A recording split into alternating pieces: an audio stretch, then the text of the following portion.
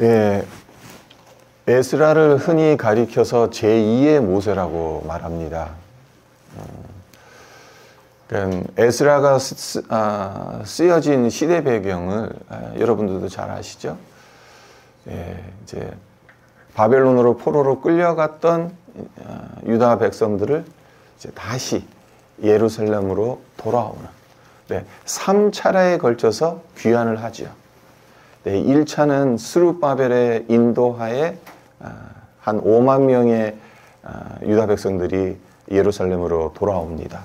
그리고 2차 때는 이제 에스라가 인도해서 예루살렘으로 오고요. 3차 때는 느헤미야가 주축이 돼서 예루살렘으로 다시 돌아옵니다. 3차례에 걸쳐서 이제 유다 땅으로 다시 돌아오는 그 과정들, 에스라서와 느헤미야서에서 그러니까 역사적인 그 사건들을 다루고 있죠. 네, 에스라는 제사장이면서 또 동시에 학사였습니다.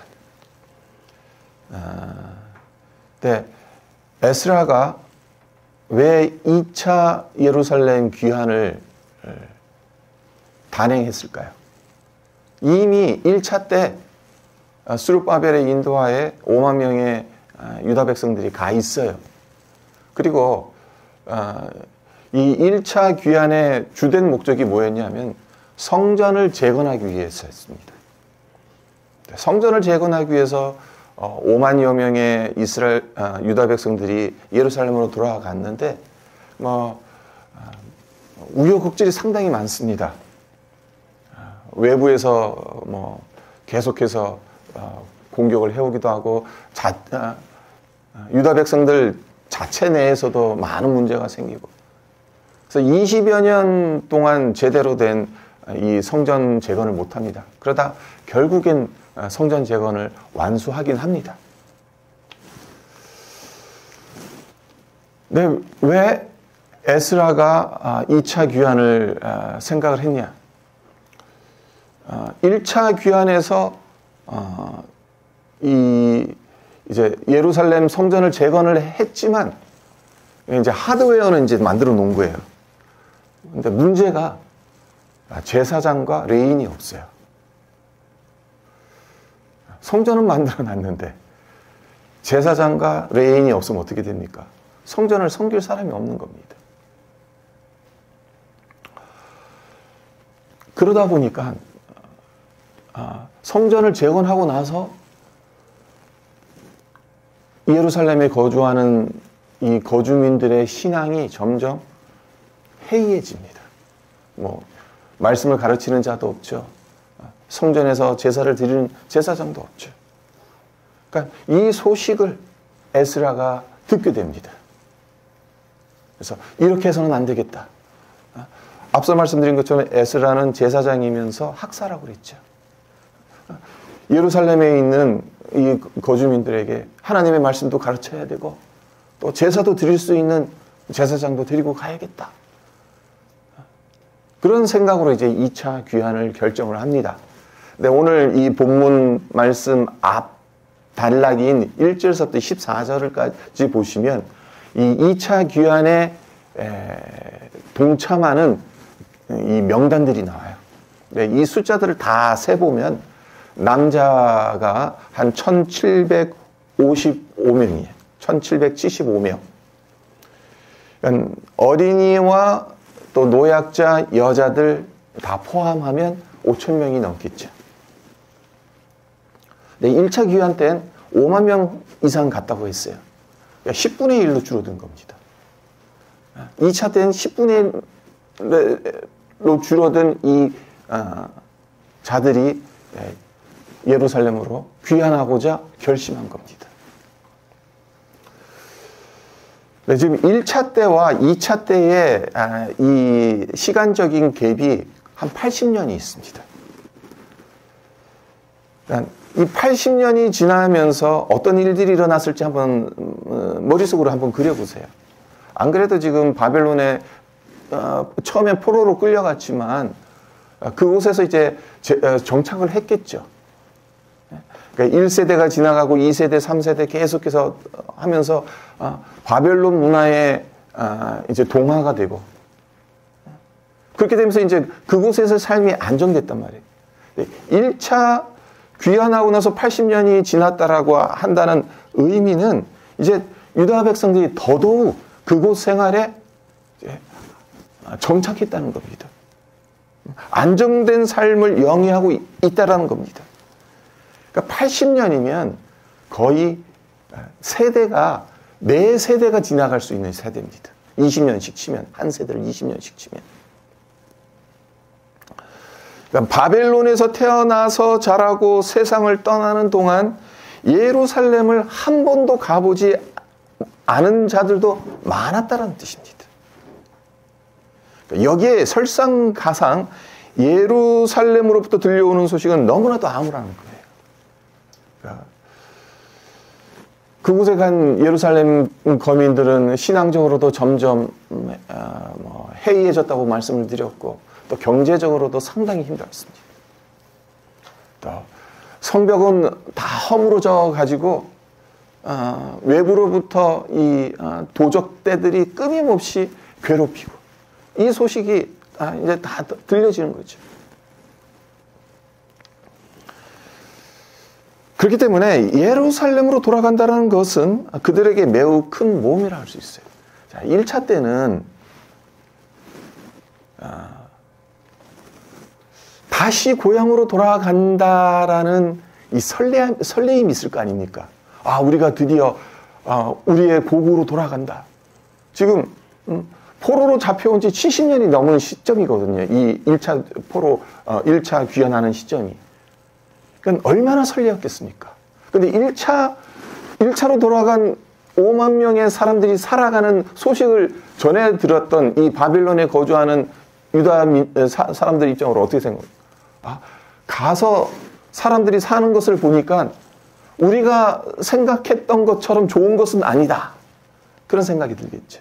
우리도 마찬가지잖아요. 다들 이민의 꿈을 꾸고 왔습니다. 여기 오면 더 나은 삶을 살 거라고 생각하면서 오죠. 그렇죠. 여기서 자녀 교육을 위해서, 보다 나은 삶의 질을 위해서 이곳에 왔어요. 꿈을 가지고 왔어요. 하지만 살아보니까 어떻습니까? 한국에서 사나, 여기서 사나, 비슷비슷해요. 그리고 요즘에는 역이민을 생각하시는 분들도 상당히 많습니다. 한국이 점점 경제적으로 더 올라가고 더 살기 좋아진다고 생각을 하니까. 지금 2차 귀환을 하고자 하는 이 사람들의 수가 1차에 비해서 10분의 1로 줄어든 이유를 우리는 어느 정도 이해가 되죠. 그런 상황에 있습니다. 근데 지금 중요한 것이 하나 있습니다. 에스라가 이 결단을 하고 사람들을 모집한 겁니다. 사람들을 모집했는데 에스라 생각엔 당연히 레위인들, 제사장들이 이 명단에 있을 거다라고 생각을 하겠죠. 왜? 2차 귀환의 목적이 지금 영적으로 해이해져 있는 1차 귀환한 자들의 이 신앙 회복을 위해서 가고자 하기 위함이거든요. 거기에 제사장도 없다 그러고 레위인도 없다 그랬으니까. 근데 막상 인원수를 점검해 보니까 어떤 일이 생깁니까? 15절을 보세요. 15절 마지막 부분을 보시면 백성과 제사장들을 살핀 즉 그 중에 레위인 자손이 한 사람도 없는지라. 한마디로 안고 빠진 찐빵이 된 거예요. 2차 귀환의 목적이 제사장과 레위인들을 데리고 가서 예루살렘의 이 신앙의 회복을 하려고 하는 건데, 그것을 담당해야 될 제사장과 레위인이 한 사람도 없어요. 얼마나 큰 문제입니까? 에스라가 생각한, 목적한 그 2차 귀환의 이 목적이 사실은 사라지는 거나 마찬가지잖아요. 네, 이 문제만 있는 게 아닙니다. 또 다른 문제가 있습니다. 어떤 문제인가 하면요, 안전의 문제입니다. 이 부분은 이제 조금 이따 말씀을 드릴 텐데, 그러니까 지금 에스라가 당면에 있는 문제가 두 가지입니다. 하나는 사람의 문제입니다. 레위 자손이 이 명단에 꼭 있어야 돼요. 근데 한 사람도 없어요. 그리고 두 번째는 안전의 문제예요. 이 문제를 어떻게 대처했고 어떻게 풀어갔는지가 중요한 거죠. 그것을 오늘 우리 함께 살펴보고자 하는데요.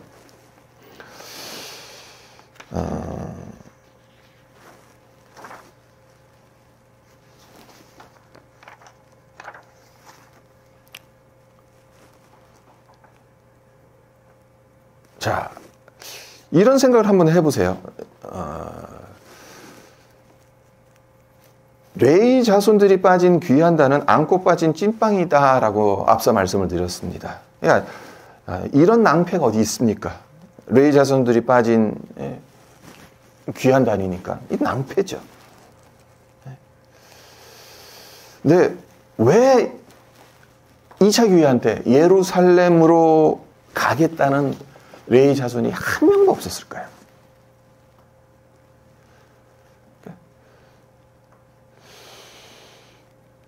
상당히 중요한 질문입니다. 왜 한 사람도 없었을까, 레위 자손이?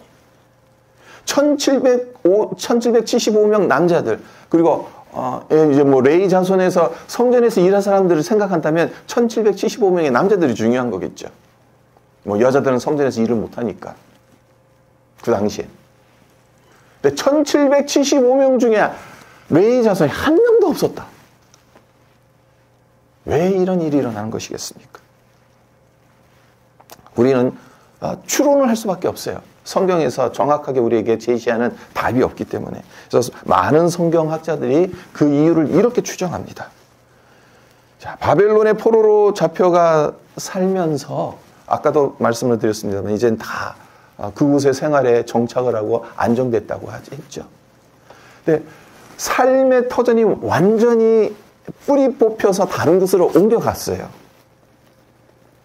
그러니까 레위인들의 삶의 방식 자체도 완전히 바뀌어버린 거예요.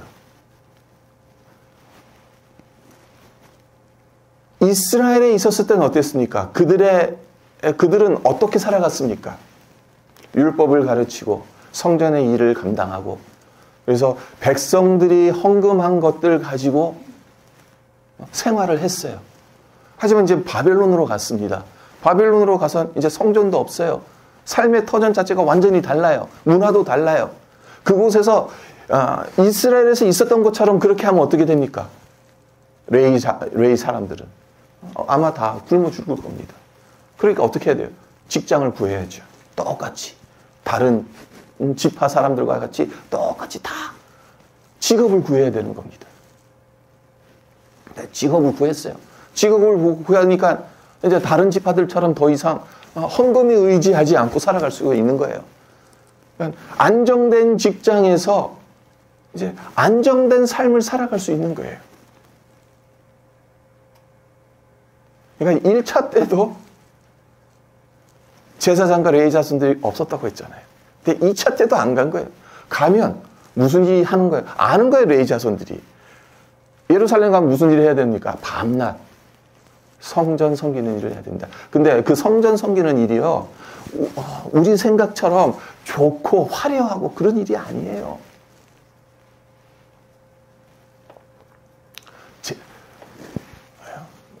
짐승 잡아야죠. 각 떠야죠.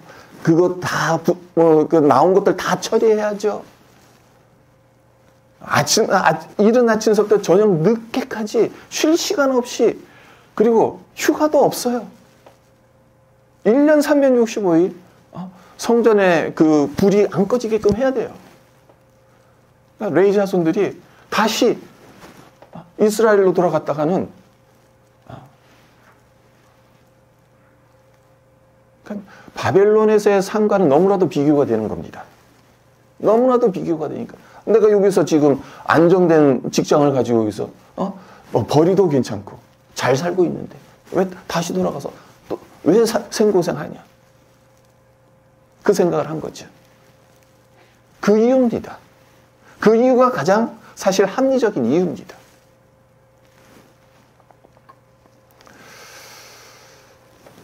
네, 에스라가 이런 문제를 어떻게 대처를 했습니까? 16절과 17절을 보세요. 이에 모든 족장 곧 엘디에셀과 아리엘과 스마야와 엘라단과 아립과 엘라단과 나단과 스가랴와 무슬름을 부르고 또 명철한 사람 요야립과 엘라단을 불러 가시바 지방으로 보내어 그곳 족장 이또에게 나아가게 하고 이또와 그의 형제 곧 가시바 지방에 사는 느디님 사람들에게 할 말을 일러주고 우리 하나님의 성전을 위하여 섬길 자를 데리고 오라 했더니, 여기서 우리가 세 가지를 발견하게 됩니다. 이 사람 문제, 레위 자손이 한 명도 지금 이 명단에 포함되어지지 않는 이 문제를 에스라가 어떤 식으로 지금 풀어가고 있는지 세 가지가 나오죠. 하나는 뭡니까? 지금 명철한 자들. 그래서 여러 사람 이름들이 나오죠. 다 세보면 11명입니다. 그러니까 이 11명을 대표단으로 뽑는 거예요. 대표단으로 뽑아요. 명철한 자들. 이 명철한 자들 11명 뽑아서 어떻게 합니까? 가시바 지방의 이또 족장에게로 보내죠. 근데 이 가시바 지방이 어떤 지역이었냐 하면은 레위 자손들이 많이 모여 사는 지방이었던 것 같아요.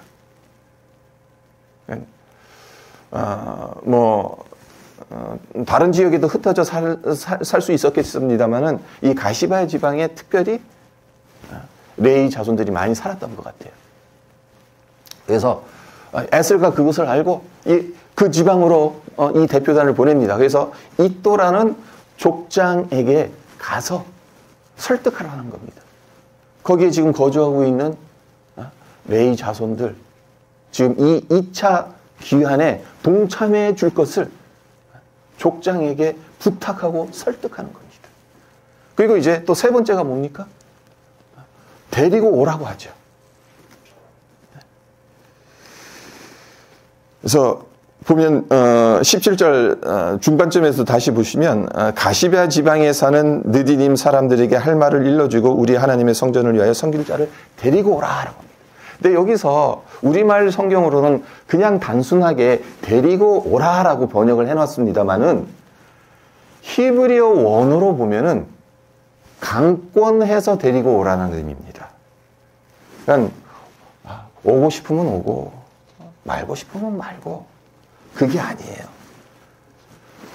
팔목을 잡아서라도 끌고 오라는 뜻입니다. 그래서 여기서 이 에스라가 이 사람에 관련된 문제를 해결하는 그 과정들을 보게 되면 무엇을 발견할 수 있습니까? 그러니까 에스라로서는 그가 할 수 있는 최선을 다했다는 겁니다. 대표단을 보냈습니다. 그곳에 있는 지도자를 만나서 설득하라고 했습니다. 또 거기에 있는 사람들을 강권해서 데리고 오라고 그렇게 했습니다. 네, 그 결과가 어떠했습니까? 그 결과가 이제 18절에서 19절에 나오거든요.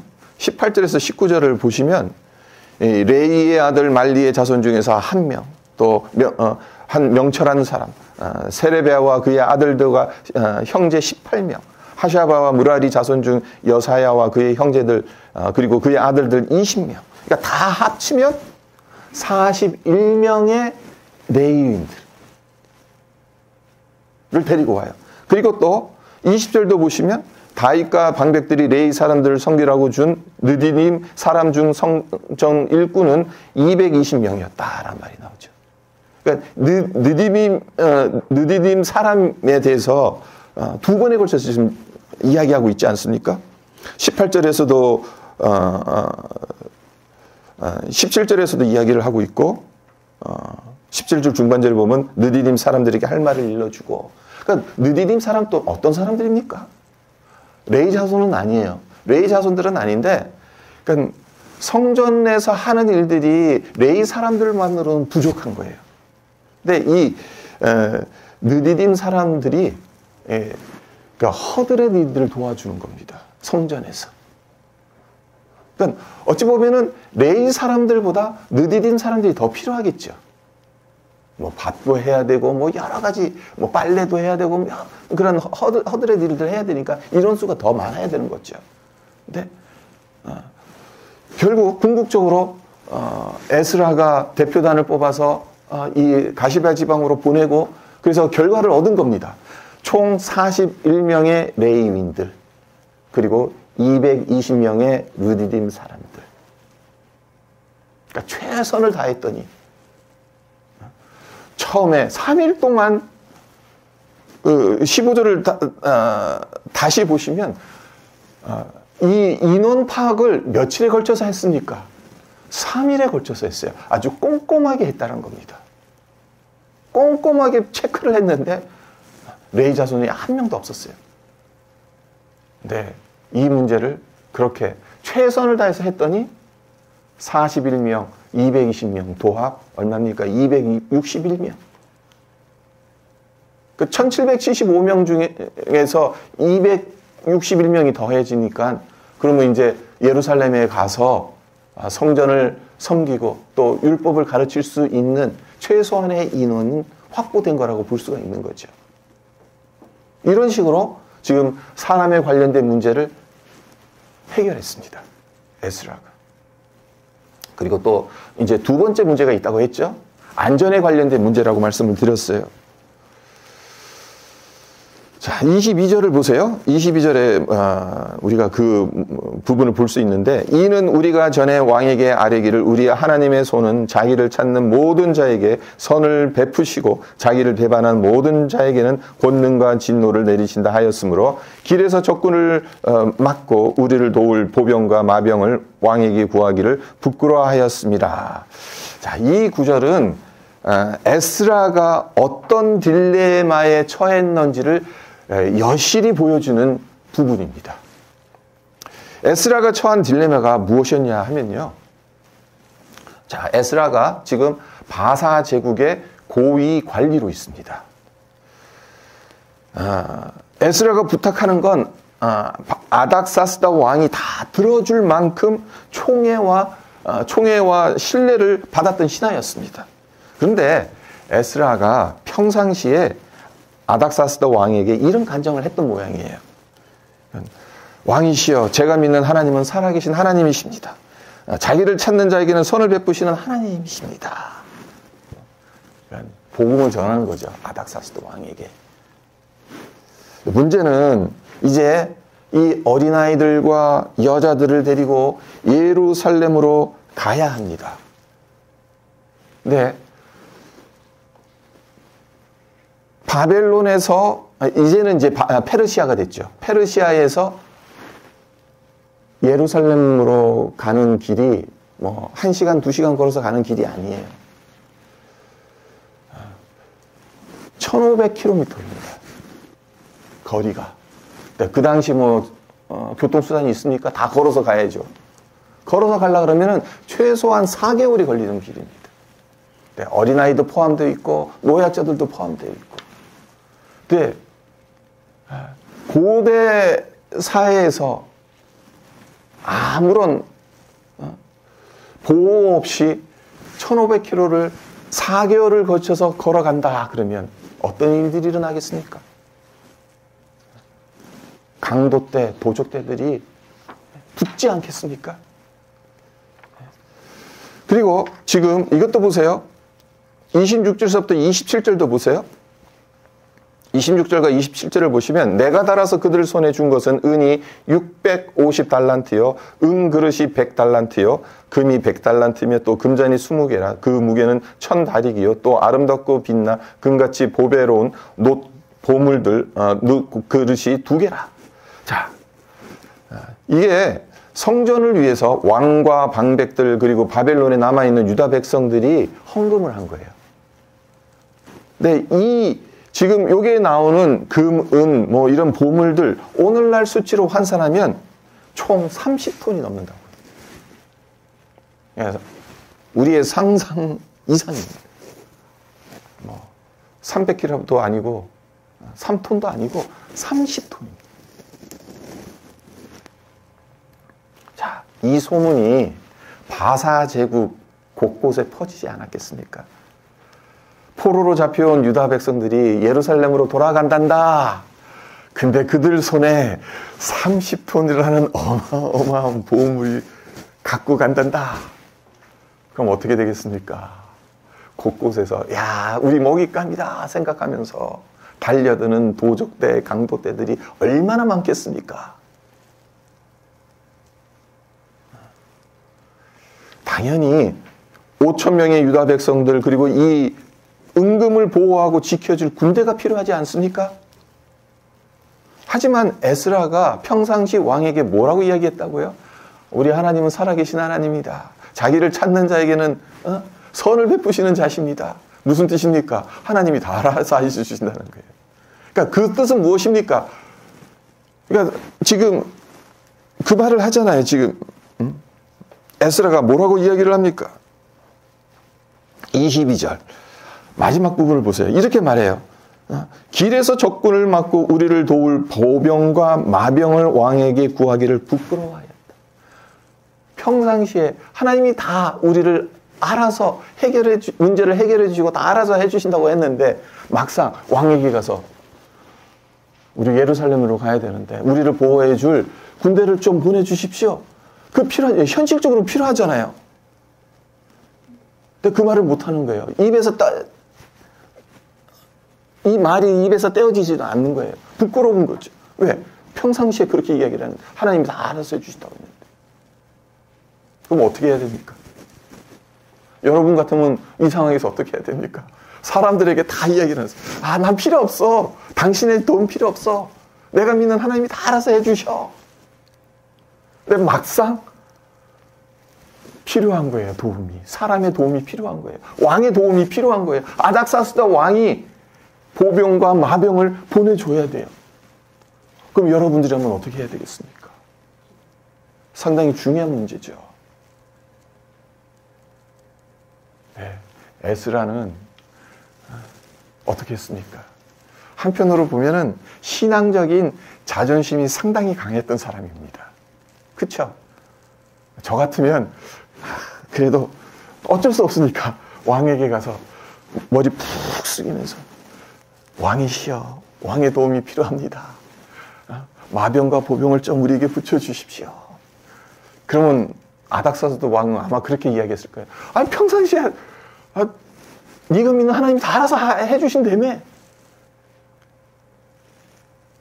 네, 에스라는 그 영적 자존심을 끝까지 지킵니다.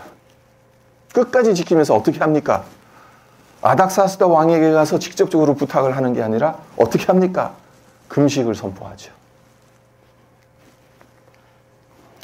21절을 보시면 그때 내가 아하와 강가에서 금식을 선포했다. 그리고 기독해, 우리 하나님 앞에서 스스로 겸비하여 기독해 있죠. 자, 금식이 무슨 의미입니까? 금식은 곡기를 끊는 겁니다. 그러니까 내 생명을 담보로 해서 하는 기도입니다. 내가 죽어도 괜찮으니 하는 심정으로 드리는 기도가 금식 기도죠. 사람을 의지하지 않았던 겁니다. 하나님께 간구하며 해결했던 겁니다. 네, 그렇게 하니까 절실하게 기도한 결과 어떻게 됩니까? 결과가 어떤 결과를 얻었습니까? 왕에게 가서 직접적으로 부탁하지 않았습니다. 근데 어떤 일이 일어났냐? 23절을 보세요. 그러므로 우리가 이를 위하여 금식하며 우리 하나님께 간구하였더니 그의 응낙하심을 입었느니라 라고 됐어요. 그리고 31절도 보면 첫째 달 12일에 우리가 아하와 강을 떠나 예루살렘으로 갈새 우리 하나님의 손이 우리를 도우사 대적과 길에 매복한 자의 손에서 건지신지라. 오늘 이 본문 말씀에는 아닥사스다 왕이 마병과 보병을 붙여줬다는 말이 한마디도 안 나옵니다. 하지만 맥락상 보시면 아닥사스다 왕이 마병과 보병을 붙여준 겁니다. 그리고 우리는 이렇게 추정할 수 있는 거죠. 사람에게 의지하지 않았는데, 왕에게 지금 알아서 부탁하지 않았는데, 금식하며 기도했더니 왕이 알아서 군대도 보내줬다는 겁니다. 군대 없이 30톤 넘는 은과 금을 가져가는 것이 위험하다며 왕이 마병과 보병을 보내줬다는 겁니다. 너희들 혼자 그렇게 가서 어떻게 할래? 도적 때, 강도 때 만날 수 있는데, 내가 걱정돼서 안 되겠다. 그래서 왕이 알아서 보내준 거예요.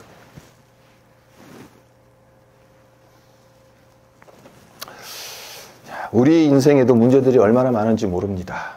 오늘 에스라가 당면한 문제는 두 가지라고 했죠. 사람에 관련된 문제, 안전에 관련된 문제. 근데 그 문제들을 어떤 식으로 해결해 갔습니까? 그가 할 수 있는 최선은 다 했어요.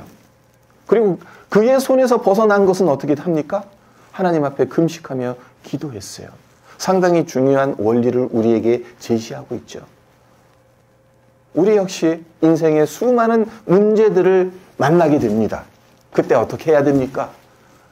일단 우리가 할 수 있는 한 최선은 다해야 됩니다. 내 머리를 짜내야 되죠. 사람의 도움도 받아야 되고 그래야 합니다. 그것을 하고 또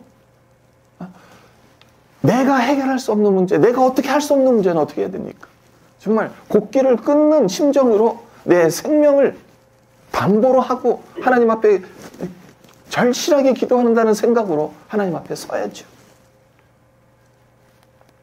에스라가 그렇게 이 두 가지 문제, 사실 이 두 가지 문제가 해결되지 않으면 어떻게 됩니까?